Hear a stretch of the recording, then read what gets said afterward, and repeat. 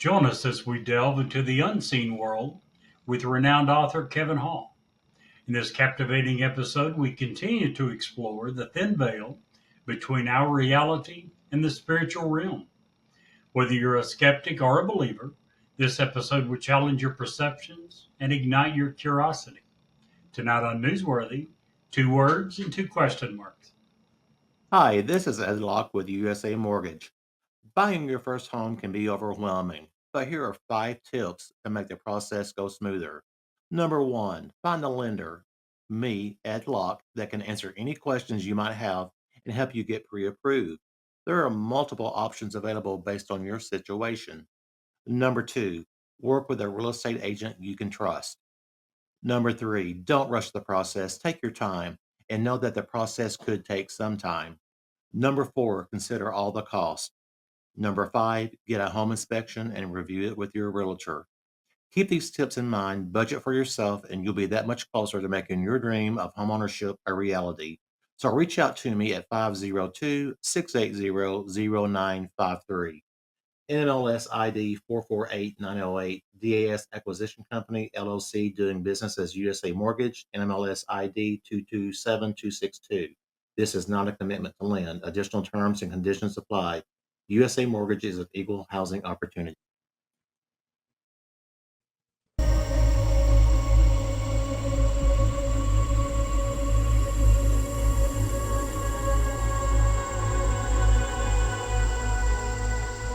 He's alive! Have you checked the children? Get out!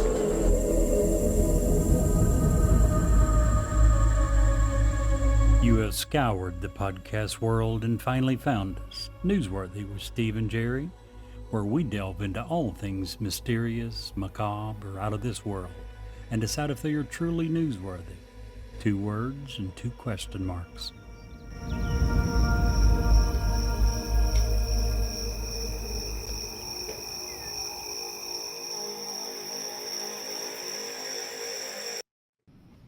Hello, gentlemen. Welcome back to Newsworthy.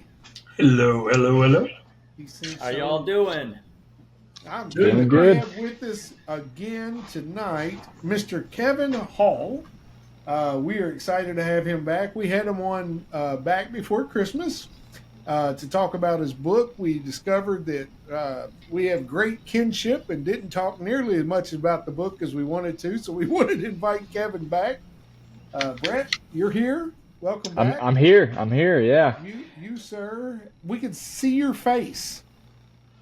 You can see my face now. Yeah. Kevin, I don't know if you've seen any of our other shows on YouTube or anything, but I had a beard that was like this long last week, and my wife, she was like, "Hey, you need to trim that," and I was like, "Okay." So she started cutting.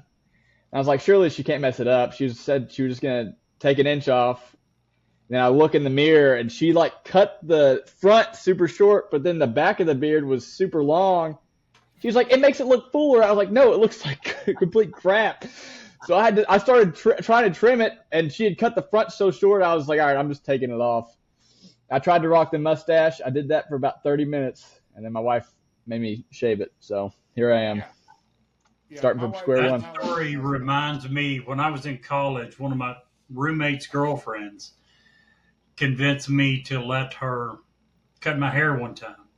Lisa informed me that she had cut hair many times before. It was only afterwards that she informed me that consisted of cutting her dog's hair a few times. So, yeah. That's crazy. Similar results.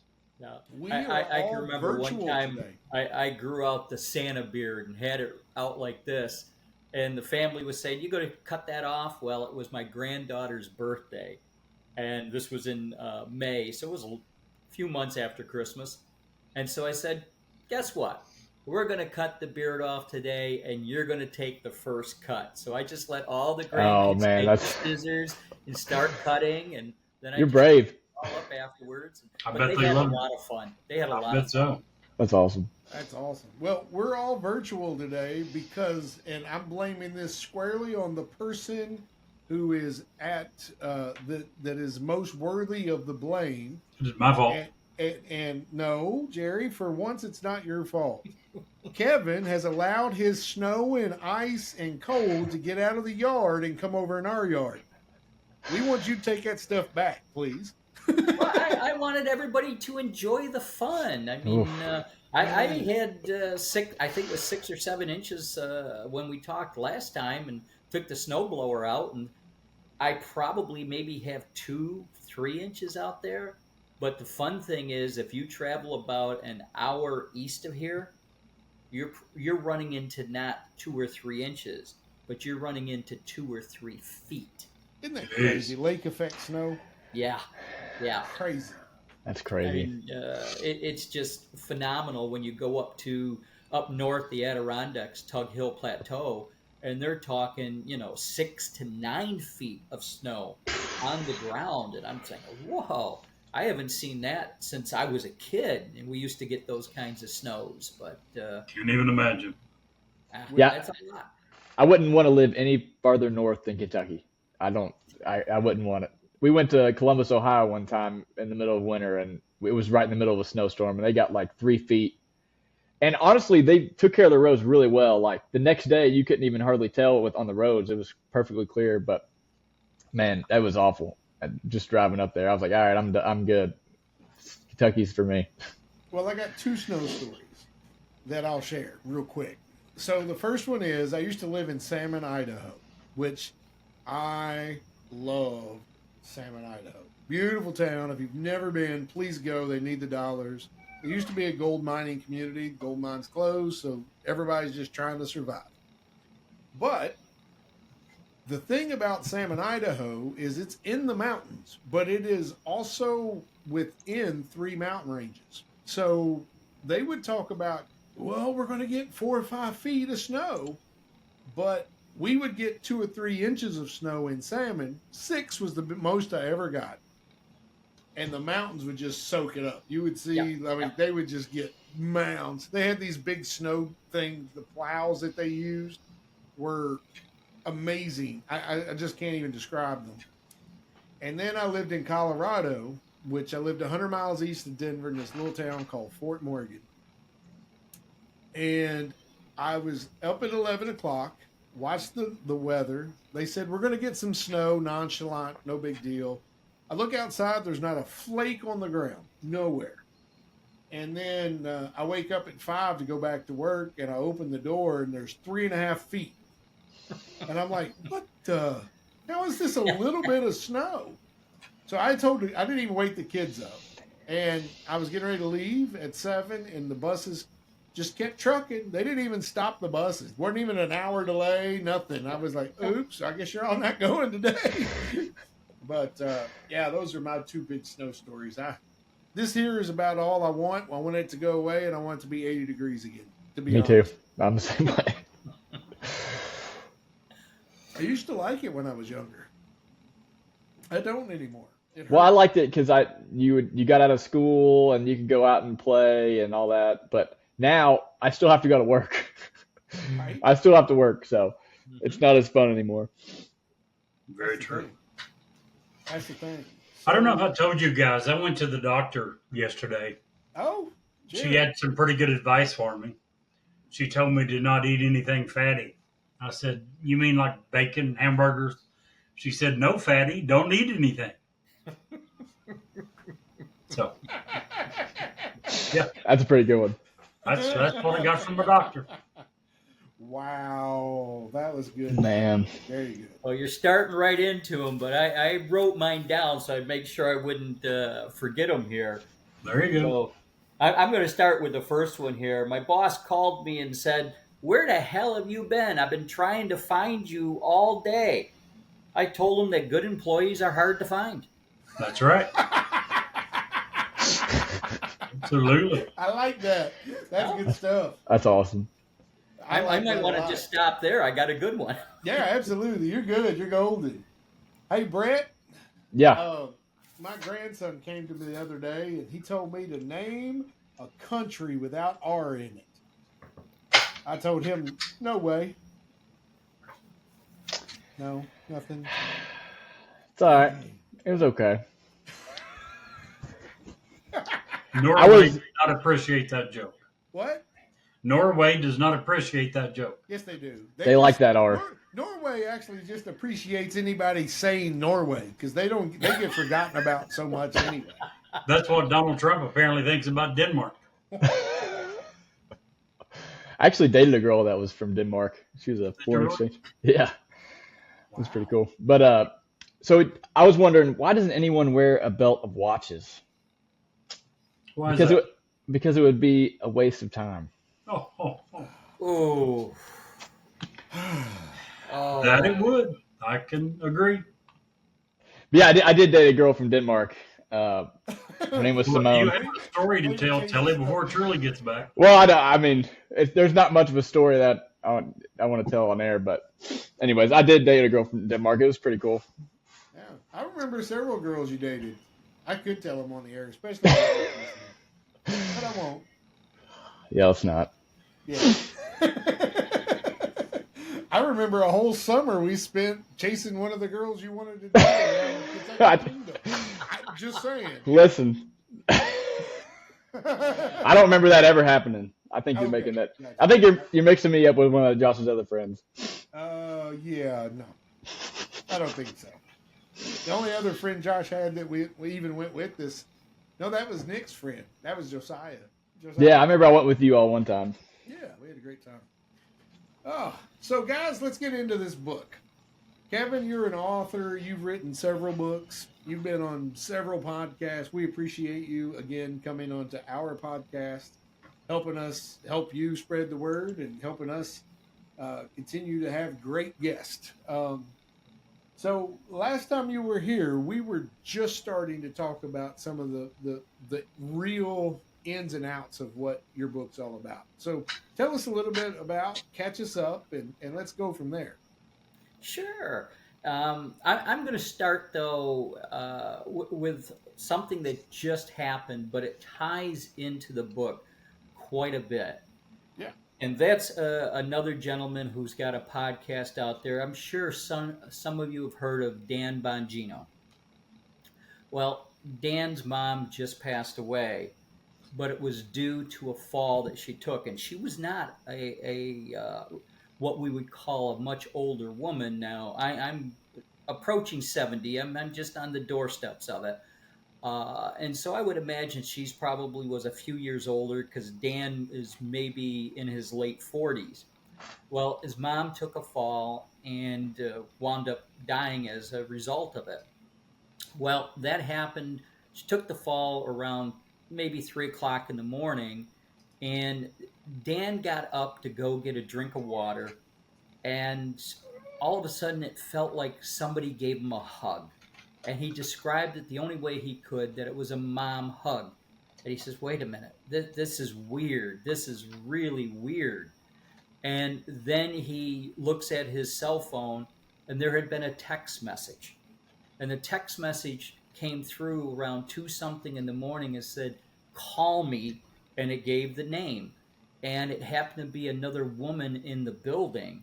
And the woman was trying to reach him to tell him his mom had taken a fall. And she had gone in the ambulance. Unfortunately, she had passed away. And a little after 3 is when Dan felt that hug. Oh, Wow. I mean, these are the types of things that if you're open to it, if you believe, you can actually receive these kind of communications from beyond the veil. And that's really what my book is about. And again, the book is called Signs, The Veil is Thinner Than We Imagine. And it has in it many, many stories of people who have had these experiences. And some are friends of mine, some are named people. Sam Kinison, the comedian, Suzanne Summers, Olivia Newton-John, all have had these kinds of experiences, either them personally or their families, as a result of, in Suzanne's case, it was her husband as a result of Suzanne passing away. And in Olivia Newton-John's case, it was her daughter. that had the experience after her mom had passed away. And when I got into researching a lot of these stories, I mean, I went back to the Egyptians, the Romans. I looked at cultures of China, Japan, India, the Norse. I looked at the American Indian. And these stories permeate all of it. They permeate cultures, they permeate countries and time. And when I started to really concentrate on these and hear the stories of these people, you can't help but at least ask the question, what is beyond this life? And it goes to a quote that I've heard, and I've repeated it a few times. And it says, "We are not human beings having a spiritual experience. We are spiritual beings having a human experience." And when you think about that, I mean, that just broadens your horizon so much. It's like trying to comprehend the universe. I mean, you just can't. It's so vast. But at least lets you know and feel that there's more out there than just our mortal being. And so, what I try to do within the book, and I've also referred to the book at times as being a bit of a primer, to show you different ways we can receive those communications. And in Dan Bongino's case, it was a physical embrace. He actually described that he felt, and he said it felt like a mother's hug. And that's exactly what it was. And other folks describe having such a vivid dream that, I mean, it was so real to them, and they remember it not just hours later, but days and months later. And oftentimes, it's where a person that had passed on comes to them, and they can describe the outfits they're wearing. They could even describe it down to the smell of the perfume they might have on. And that's called a visitation dream. And these dreams, again, they went through time. In fact, the Egyptians had not only the Book of the Dead, but they had a Book of Dreams, and that book resides in a British museum today. And they talked about a lot of the symbols that you might receive within your dreams, and this is what those symbols might mean. And if you still had questions about how to interpret, there were oracles that you could go see, and they would help you interpret your dreams. I went to the Romans, and the Romans had a law on their books that said if you have any kind of powerful dream about the empire, you must go to the nearest forum and tell everybody about this dream, because the Romans believed that if you had a dream about the empire, if they could take and glean any knowledge from it that could help sustain that empire, then that's what that dream was about and meant to do. So there's a lot of importance paid to dreams, but these communications also come many, many other ways. Uh, there was a gentleman I interviewed that was in the Twin Towers the day that the planes hit 9/11, and he was leading a group of people out of the area that the plane had actually come through. And as he got into the hallway, he was faced with a series of doors that he could take stairwells going down. Well, his first inclination was to take a door labeled C, and the doors were A, B, C, etc. And so as he started to go towards it, he felt a push on his shoulder directing him towards stairwell A. And so he thought, well, one stairwell is just as good as the other, so he took stairwell A. He managed to get out, and on the way down, he also managed to free another guy that was trapped. Who pushed him? Nobody was around him. And last time I think we chatted about the another gentleman in the building that same day was with this group, and how he decided to leave that party and go up to the 91st floor where he thought the air was better up there, only to find out it was not good up there. Everybody he saw up there was laying down sleeping on the floor. He was overcome with some of the smoke. He started to lay down, and just about drifting off, he hears a voice telling him to get up and get out. And he looked around. Nobody was there. Everybody was out. He got up. He started to head down the stairs. He got down to about I think it was the 69th floor, somewhere in that range. And he looked, and it was all kinds of smoke and everything ahead. He didn't know what to do. And there was that voice again, go through it and get out. He's alive today because he listened to those voices. But as he'll tell you, and I asked him during the interview, what do you think that voice was? Where did it come from? And he gave the answer, and he says it was either God or an angel. Now, God's a very busy person. So a lot of times he sends messengers. And those messengers could be your guardian angel. It could be even something such as a woodland creature. It could be something in a dream state. I don't know if we got into discussing it on the last call. I don't remember. But I often see the same set of numbers showing up over and over and over again. And those numbers are 1, 2, 3 or 1, 2, 3, 4. But I had another instance. And I'm coming home from guitar lessons one night. And this is about a week before I released the book. And this car, vroom, right in front of me. And I said, whoa, whoa. And I'm slamming the brakes, getting ready to say a few things in my head here and not so much out loud. But I looked down, and on the license plate, now, folks call me Kevin. Very few people call me Kev.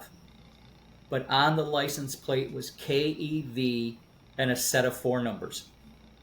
And I said, whoa, wait a minute, time out. So I went home, and I looked up those 4 numbers. Now, before I tell you what those 4 numbers were, let me tell you, when I started to investigate, seeing these numbers over and over again, something kept popping up whenever I did a search. And that something was called angel numbers. These are numbers that folks see and see often, and messages can be sent to you via those numbers. And 1, 2, 3 and 1, 2, 3, 4 just simply meant keep going, you're on the right path.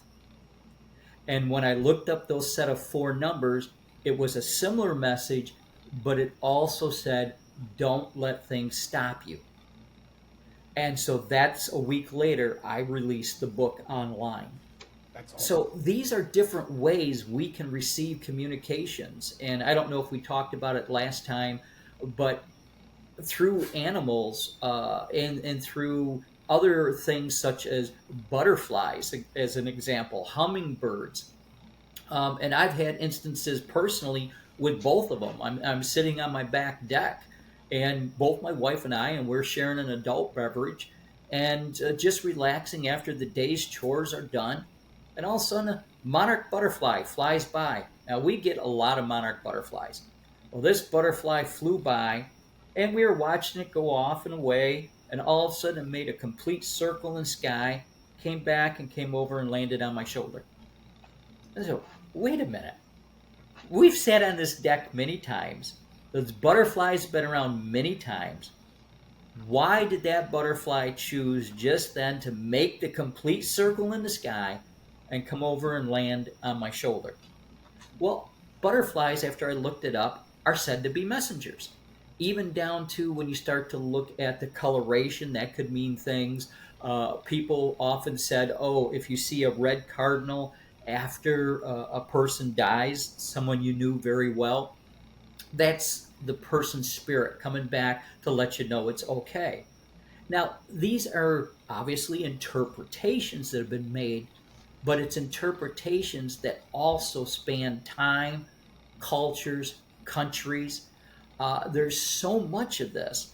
And I think I described last time too, I'm not one of these religious kind of people who go to church every Sunday and, have mass and say the prayer and all this other kind of stuff and do the rosary. I'm not Catholic, I'm Methodist, but I'm not along those lines. I don't like modern day churches. It doesn't have the same reverence for me that the church I grew up in.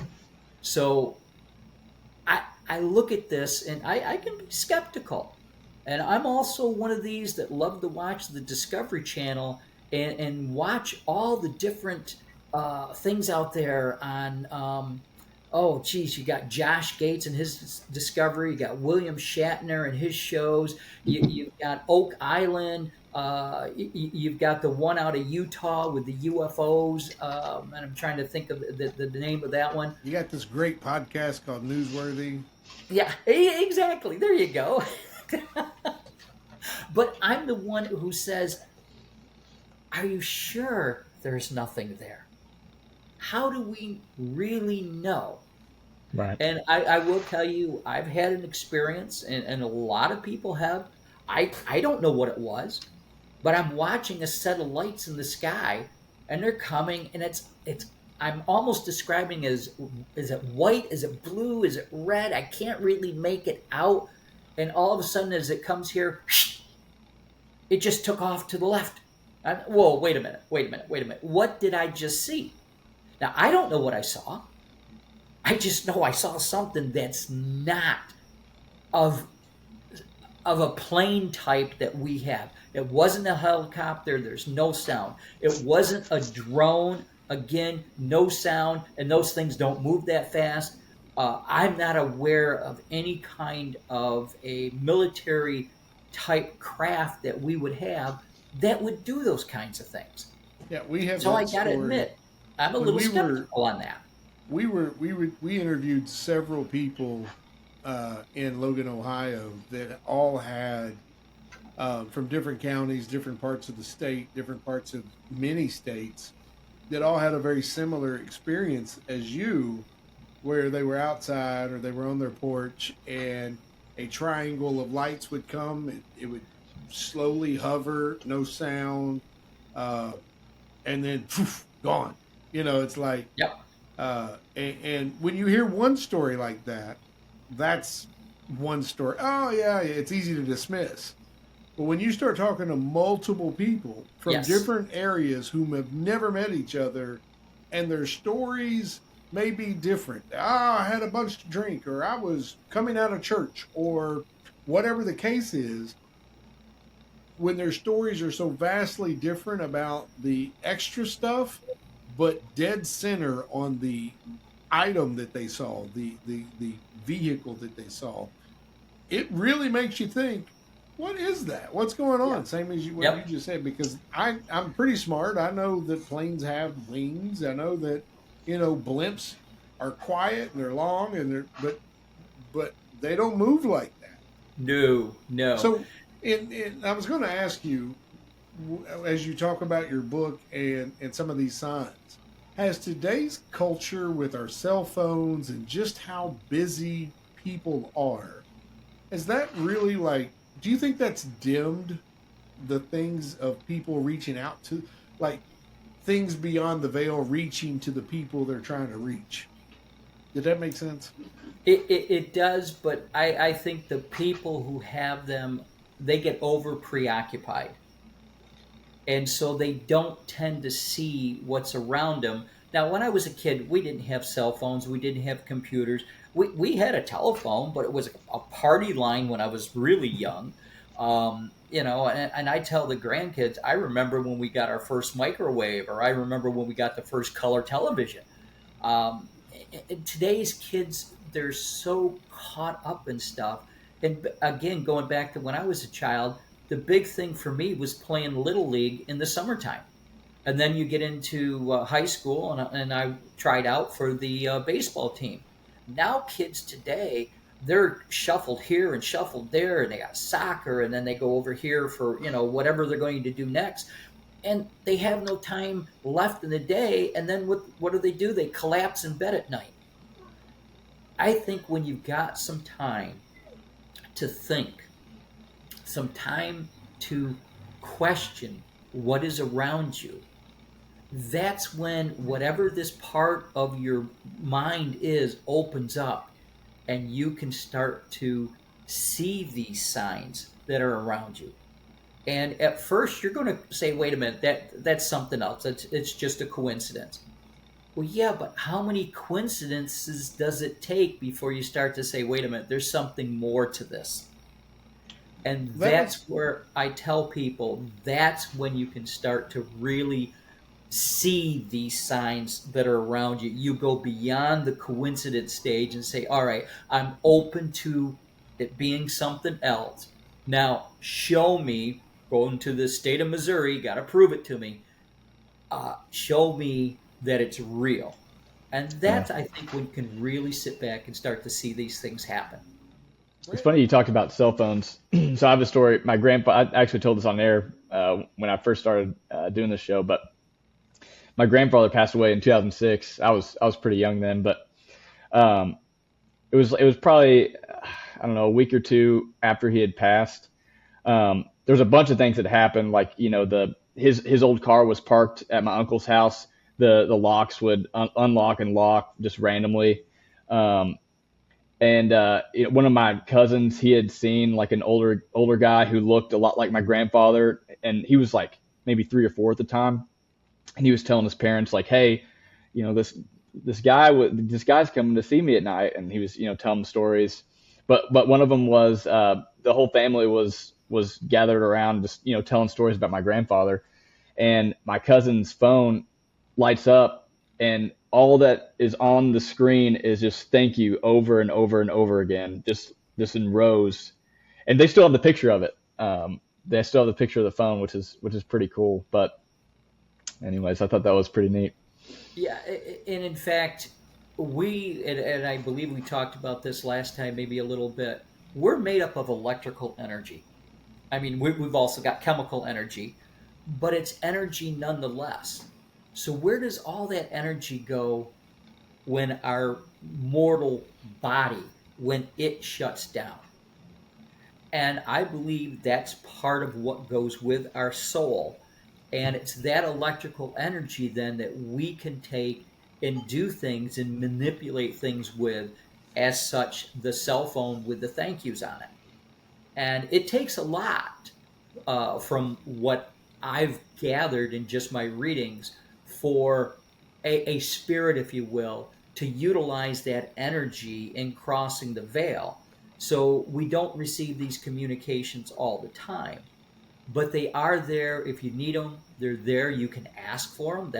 Another way you can get the communications.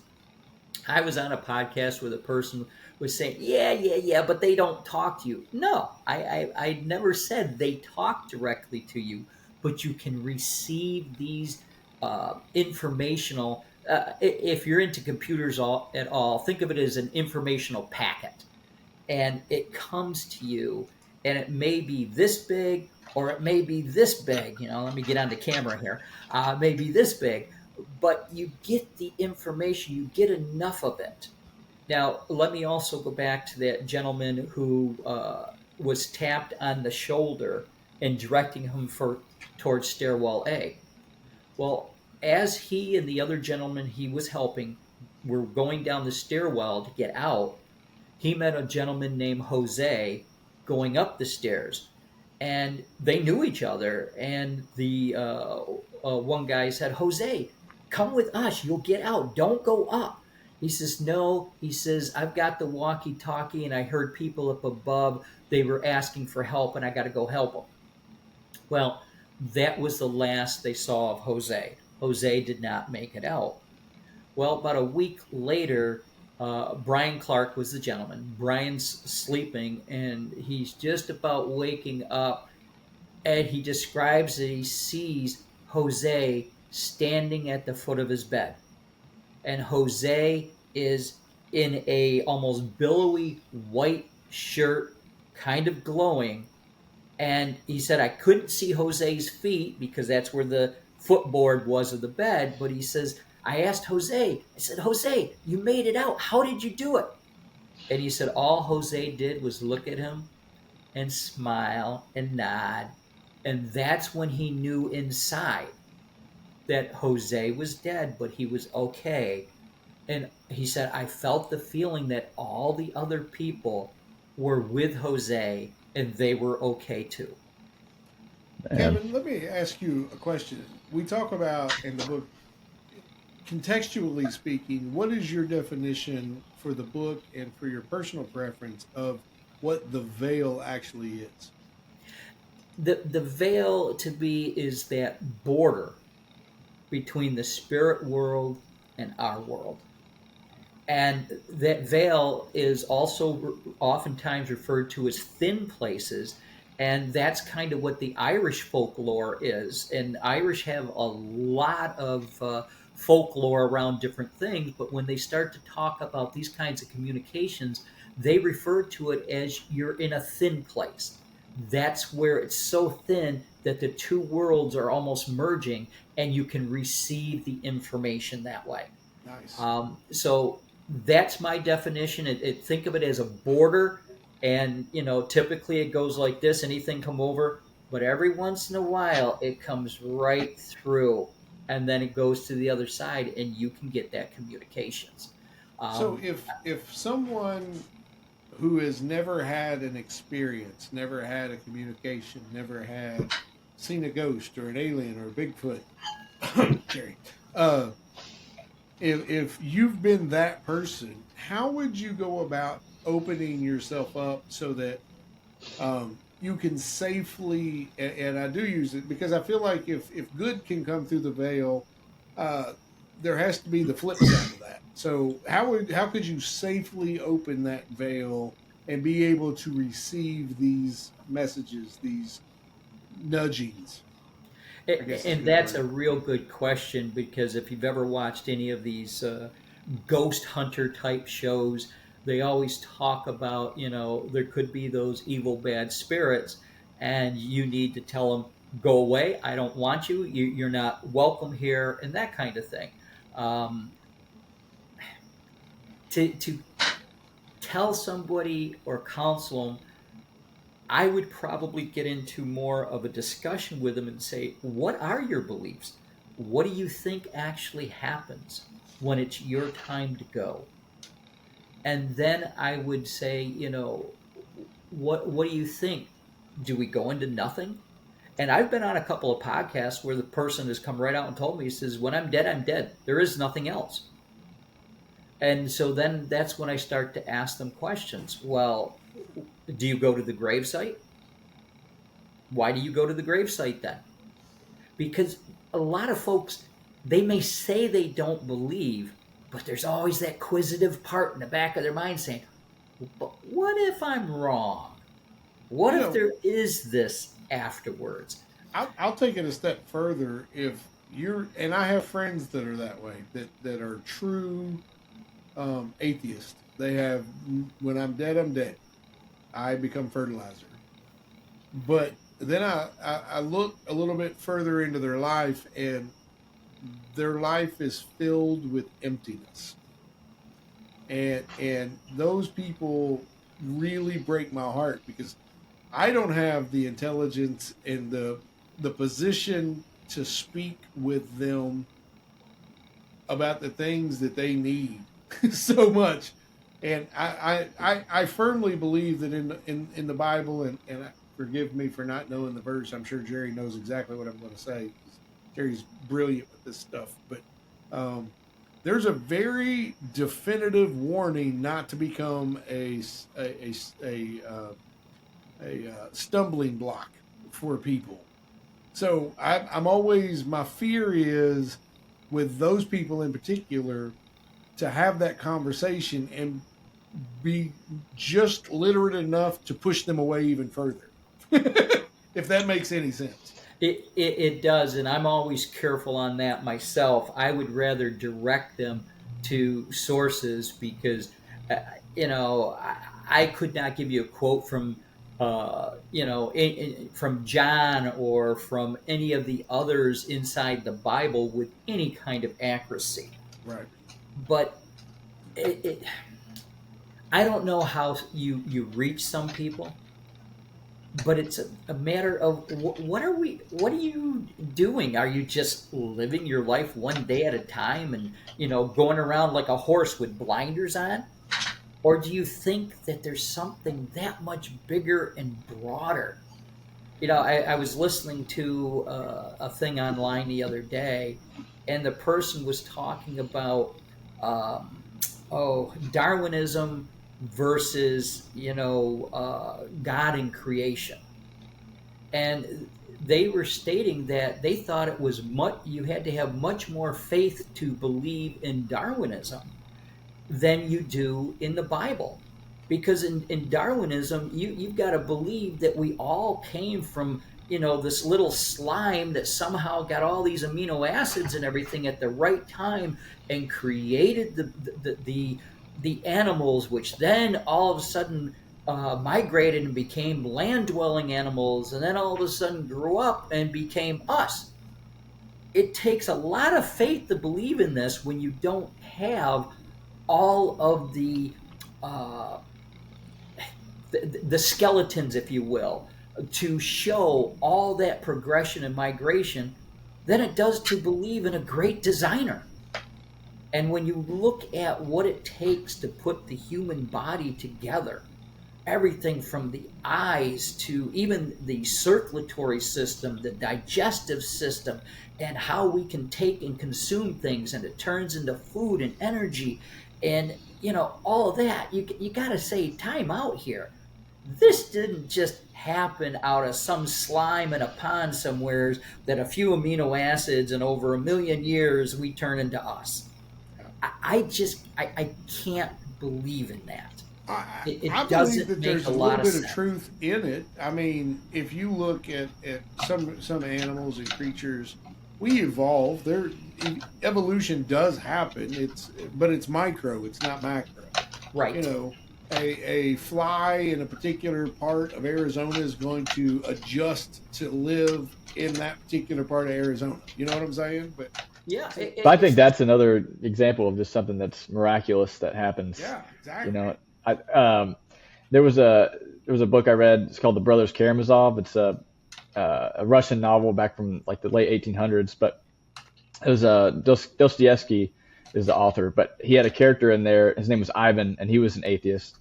And he made the argument that if there is no God, then everything is permissible because there's no real reason, there's no morality. Because we get most of the morality that we cling to is from the Bible, at least in our Western culture. So I just thought that was really interesting of an argument to think of like, well, for atheists to think about is like, well, if there is nothing after this, then what's the point? Why do you need to be nice to this person? Or, why wouldn't you just, I think it's a slippery slope.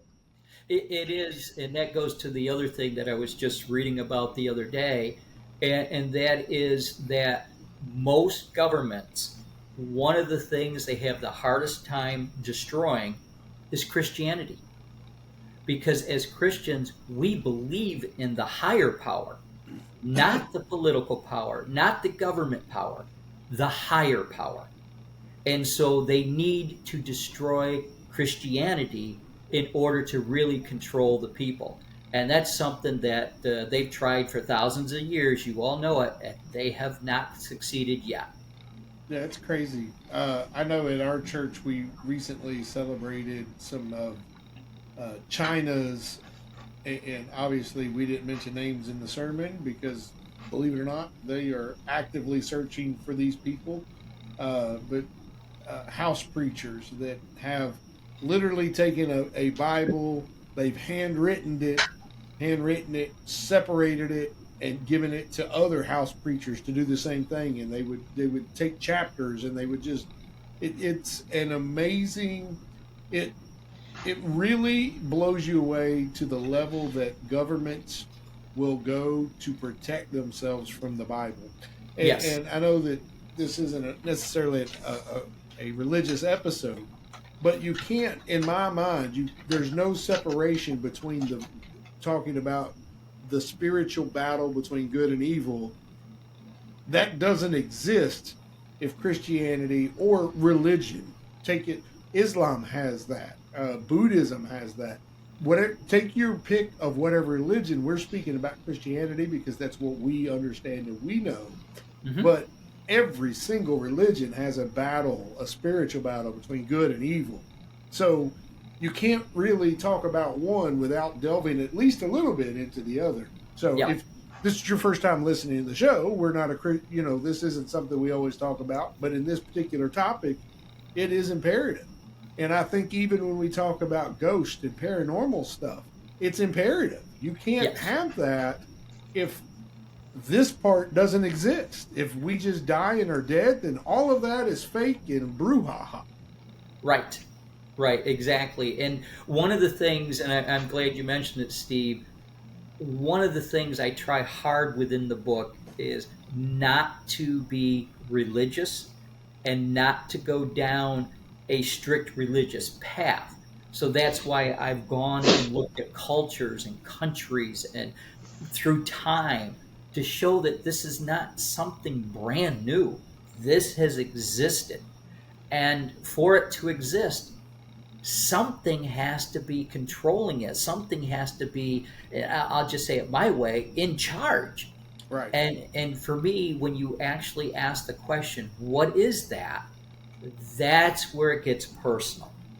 And that's where everybody's got to look inside and say, what really are my beliefs? If you believe this stuff happens, then you got to question and ask, why and what is my faith around it? And I'll And take now it it gets one. personal, and a lot of people may not want to look at that. I will take it one step further, even Kevin. On this show, we talk a lot about aliens and Hmm. things that may exist outside the scope of what um,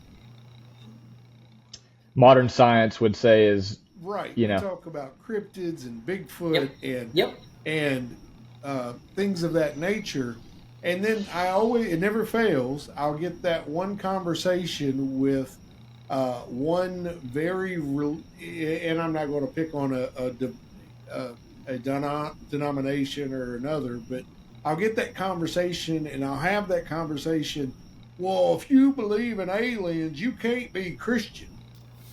Um, and my argument to them always is, even if the Bible is the end all to be all, it is only God's interpretation and story about, to, and for us.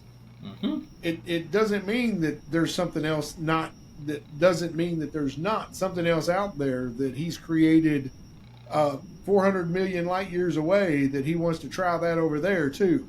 That's right. It, I mean, they talk about the Great Flood. That happened here. yeah, It didn't happen on planet X three right. gazillion miles away. Something else might have happened out there.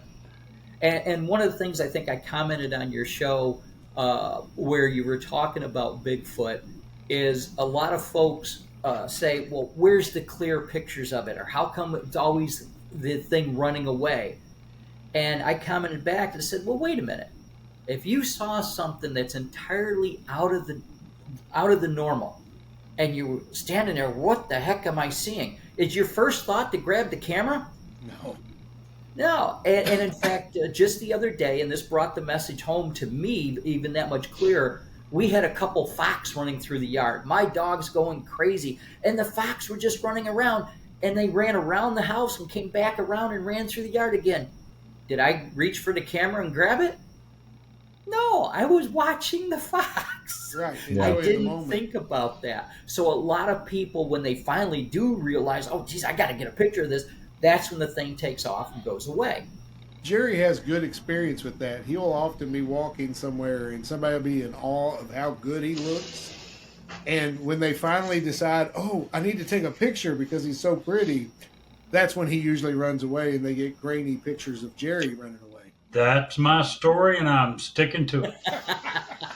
Kevin, I have a comment. Earlier, you mentioned about that you went to great lengths to try to make sure that you uh, weren't religion specific. You also did the opposite. There's a quote from the book that I loved that said, I am in no way describing, insinuating, or offering any form of the occult or anything of a demonic or dark nature.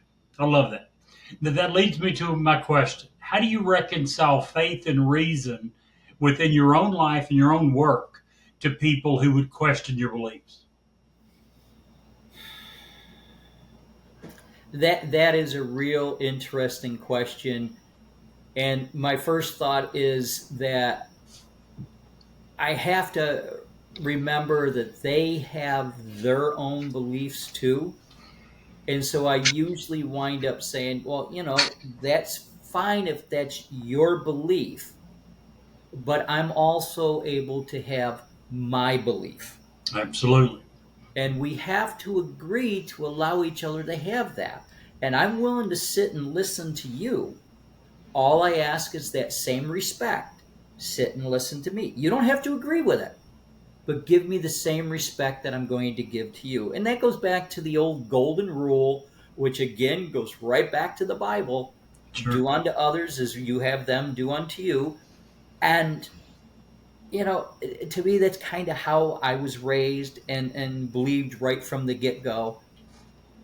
And so many things along today's anti-cultural or anti-political, however you want to say it, the non-PC labels we put on it, I do find myself sitting back saying, hey, I don't necessarily believe in this for my own reasons. I can't tell you how to believe. All I can do is, as a Christian, is pray for your soul. I can tell you, Good answer. Kevin, that as someone who promotes and throws this podcast out to every place that I can possibly think to throw it out to, the number one comment that I receive about our podcast, regardless of topic, because Jerry is very much a skeptic on most things. Uh, he's reasonable, but he's skeptical, and that's okay. We disagree a lot, and that's okay. And that's the number one comment that I get is how well Brett and I and Jerry get along and With different beliefs. completely disagree on most everything. And how we can show that there's a civil, hey, it's okay to disagree and be respectful and not hate each other. You know, we've lost that in our world. Now, before we go, I know Brett had a few questions about some of the former people you've interviewed that I have a feeling he's chomping at the bit to just ask you about your past interviews. So I want to give Brett just a second, if you don't care, to ask about some of those, because you've interviewed some really high profile, some really awesome people for your books and for your personal stuff. So we'd really like to hear about that as well. Okay. Are you talking about the micro? Yeah, I mean, you were talking before Kevin got on. You had a couple. Well, he actually touched on a lot of it. Like I was really interested in the guy who survived the twin, or the couple of people who survived the Twin Towers. I thought that was super interesting. And yeah, it was a shame that you missed our last episode. I know because he went into detail. Those were really amazing, and he came on right after, like 2 weeks after we had done the 9/11 episode about the conspiracy theories, and cleared a lot of that up. yeah, It was, for people who believe that didn't happen, or that certain things were happening inside the building that actually didn't happen. He set my mind at ease just by the stories he told from the people that were actually in there. yeah. But yeah, tell us about Mike Rowe. What kind of guy is Mike? He seems like a great dude. Like, I'd love to have a glass of wine or a beer with him. He is, but I will tell you, I didn't interview Mike Rowe. I interviewed a guy that was on Mike Rowe's podcast. Okay. Meg Curry. I've been wanting to interview Mike Rowe. I have been in touch with his mom and dad. Now, I'm also very cautious. I will not say something about a person unless I have their permission. I even a lot of stories that were told to me when I went back to the people and say, all right, do I have your permission to put this in the book? I won't put word one unless you give me your permission. Amen. And some of them said, absolutely, put it in. And others said, well, now that you've written it up and I've reread my words and I agree with them, I just don't feel I want to put it out there. So I will not do that. Good. But I can tell you that my books are sitting on Peggy Rowe's nightstand in queue to be read. And she sends me pictures every once in a while. You're this far into the queue, so I know she's going to be reading those books. That's amazing. And I'm hoping she'll mention it on to Mike. I would love to get onto Mike Rowe's podcast. I think he's such a cool dude. As far as he's so the way he thinks, I think is so, and the way he looks at the world, it's just such a very 19. Like Mike Rowe, and this is going to sound weird because he's nowhere near the age that my grandfather was, but he carries the same values that my grandfather had. Yes. Yeah. Work Yes. hard, do something. Whatever you do, if you're waiting Yep. tables, be the best table waiter you can be. If Yep. if you're a garbage man, do the best job you can because you're important. You mean something. Doesn't matter what your position. We need you to do your best. And the values that he portrays on TV and on the radio and on podcasts that I've heard him on, all the same. Just do your absolute best. This is not an ego game. This is a you do what you were put here to do and you do it to the best of your ability and you'll be fine. Absolutely, and you know about his foundation to help a lot of the tradespeople and that kind of thing. And he has what he calls the sweat pledge. And if you're going to receive any of his scholarships, you're going to agree to that sweat pledge. And I mean, he's given out millions and millions of dollars, and the testimonials that have come back from these folks, 2, 3, 4 years later, and a lot of these folks are in the high 80s, 90, even to the six figures, 120, $150,000 a year. I mean, that's a pretty darn good salary and working in the trades. Now, there's a couple of charities, and I'm open about this that my wife and I give to, and the Mike Rowe Foundation is one of them, and Tunnel to Towers is another one. And that came out of the destruction of the Twin Towers on 9/11, and they help out a lot of veterans with disabilities, fallen members, both in war as well as could be a fireman, could be a policeman, and they've gone in and paid off mortgages for the widower. The widow and the children and that kind of thing. And I really, truly believe in those charities. But I don't let that cloud my judgment. Right. These are just things I do, and I'm able to take and bucket things to say, all right, this is my charity, but this is what I do and write my books. It's that clear cut for me, and I think that just comes from my own background. I was a computer programmer, got into project management and that kind of thing, and you had to really kind of bucket things during that. The only time I didn't really like a lot of my career was when I was a supervisor. I liked it probably for the first minute or so and hated it for the next 2.5 years. That's what Uh, Jerry did his whole career. well, everybody else's problem is your problem. Yeah. Yeah, By that the was one way, of Jerry's earlier problems. you mentioned Ed Curry. For those Yes. who have not read your book, the Brian Clark story, which we went into, he was the gentleman in the tower. But the Brian Clark and the Ed Curry stories, I thought were the best stories in your book to me. So we don't have time to go into it, but if you would like to hear more about it, again, the book, Signs, The Veil is Thinner Than We Imagine. That story alone is reason to buy the book. I love the Ed Curry. He was the addict. I will give that teaser. It was a great story. And you can find your book on Amazon, Barnes and Noble. It's everywhere, right? It I is. found it on It really Amazon. is. That's where I found It's it. all over the place. I mean, I was even just fooling around one day and was on Walmart.com looking for a few things. So let me just see. And I typed my book name. Sure enough, my book is out there on That's Walmart.com. awesome. So Awesome. it's all over the place. And what I tell folks is, yeah, I may make a couple of dollars out of it. That's not the point for me. Go to your local libraries. They can get the book, ask them to get it and bring it in, and go there. Have them spend a couple of dollars. They'll get it a lot cheaper, and you'll get it, and read it. So again, I'd rather get the message out. That's the whole point for me. Let the folks read my words. If they love it, great. If they don't, okay, that's fine too. So Well, I personally have had some of those instances with my grandfather, and for whatever reason, Old Spice is his way of communicating to me. That's what I know.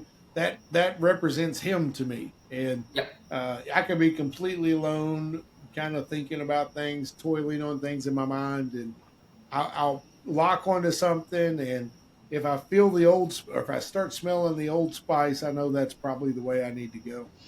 you know. Kevin, we certainly appreciate having you back. Yeah, You got any more absolutely. books in the works?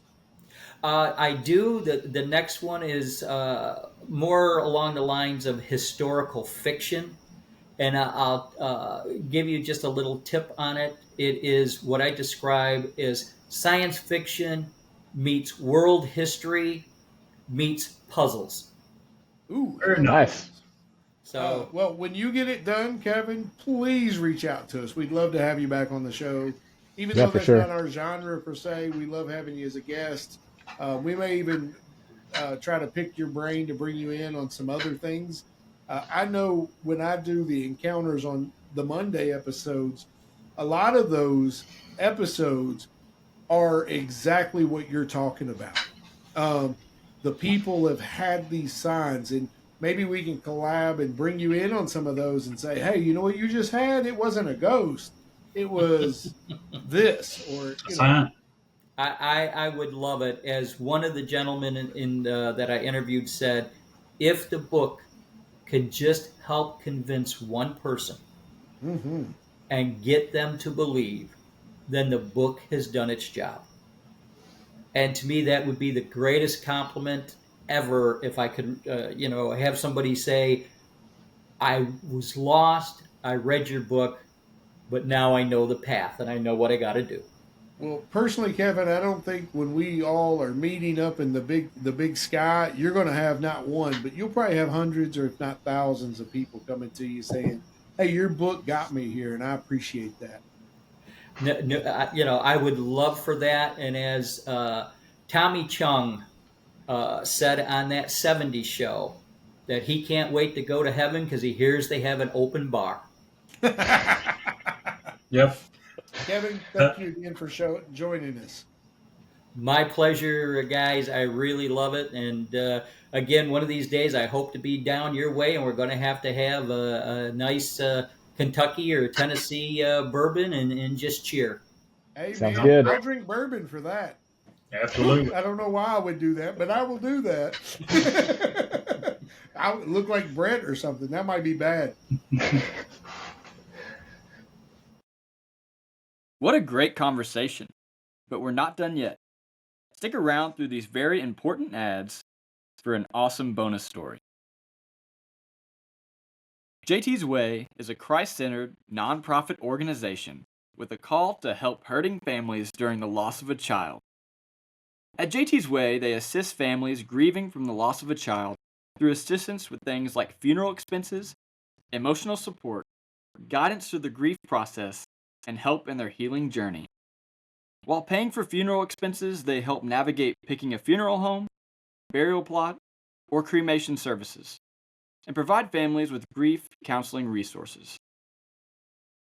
JT was 17 years old when he died unexpectedly in an automobile accident. He was a senior in high school and a student in the automotive class. JT loved cars and music, and he took his role of friend very seriously and made sure to make friends wherever he went.